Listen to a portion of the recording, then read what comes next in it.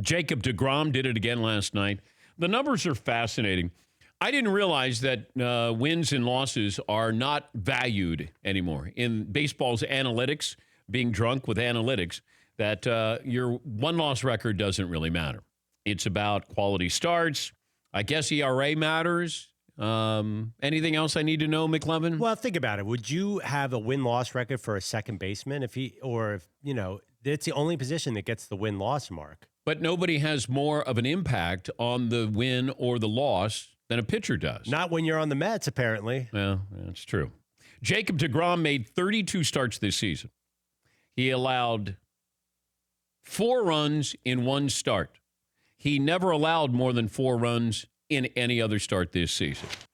He allowed 3 runs, 8 starts, 2 runs, 5 starts, 1 run, 10 starts, 0 runs in 8 starts. So Jacob deGrom now has 10 wins on the season. He'll end the season with 10 wins and had one of the most incredible baseball seasons of all time for a pitcher.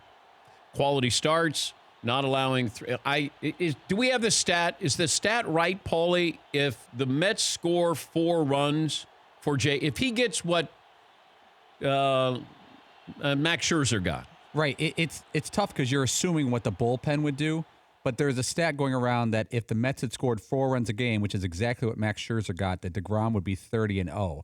It's not completely true because you have to factor in the bullpen. If they had scored 3 runs a game, he could be 25-1. Oh, man. There's more to it than that, but it's pretty close. All right, so Jacob deGrom. I have another stat. If Jacob deGrom were not a Met, he'd be 30-0. That's actually just fun. Just made that up. And they got 2 more years with Jacob deGrom, who I believe is 30. Ugh. He feels like, how did he get to 30? I was surprised at that. And that they got 2 more years with him. And if I'm the Mets, you've gotten the best out of Jacob deGrom. Wouldn't you trade him now? Imagine what you could get for deGrom. 2 years left at this contract, coming off this year where he's probably going to win a Cy Young. Imagine Max Scherzer. You struck out 300. You won 20 games. Probably in any other season, there's a foregone conclusion. You're the Cy Young winner. He's going to lose the Cy Young to a guy who went 10-9 on the year.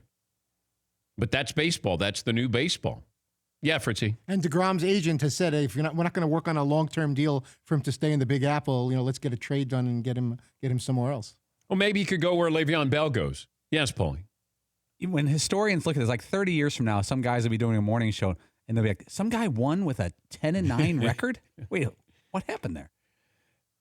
Well, you have to factor in playing for the Mets as well. But if I'm the Mets and I'm trying to figure out where I'm going, where I'm moving, what direction, I'd look at Jacob deGrom and probably say, you know what? Do we really want to sign him for a long-term deal and big-time money? And if I'm the Mets, I'd say no.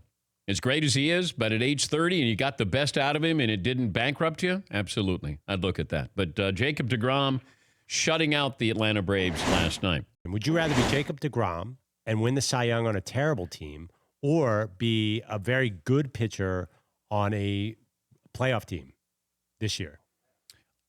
So I'll give you, help me out here. Luis Severino. Struggling, though. Or how about I'm Chris Sale? Well, he's beyond. How about your David Price? All right. I'd rather be Jacob deGrom.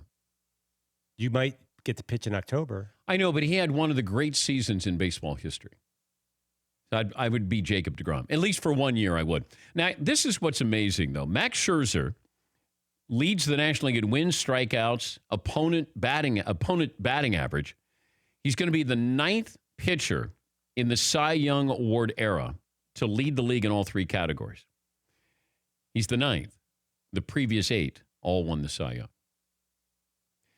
You strike out 300, you win 20 games, but not in the playoffs. When's the last time, how often do you have a Cy Young winner not in the playoffs? Well, I would guess Felix Hernandez, obviously. Yeah. But I'll check. I would assume a lot. No, is it not common? I don't think we base team success as much for the Cy Young. Certainly you do with the MVP. Yes, Todd. I'm sure there's a lot of teams over the years that had that one dominant pitcher and then everybody else was below average or mediocre and they just weren't good enough to make the playoffs and they just had that one guy doing everything for them. Well, Steve Carlton did that. with the Phillies in, 1972, when they won 58 games. He won 20. He won 27, and the team won, I think, 58 games. Yeah, he won 27 of 59 games won by the team. Oh, they won 59? Yeah. Oh, okay, my bad. It's still good. Yeah.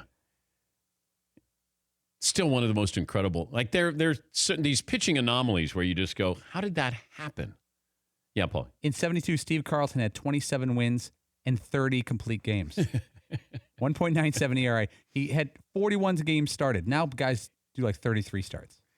Yeah, Fritzy. Now, you could be the biggest team player in the world and just try to say all the right things, but I don't know how. Maybe I'm just too immature, but if I'm Jacob deGrom, it would be very difficult for me not to hide moping or throwing my glove or occasionally throwing a little what do you fit do? that they're just not hitting for him. What else can he do? They can't win these games that every time he pitches, the bats grow Okay, but cold. how would you feel if all 8 other players in the field were throwing their gloves when you give up a home run?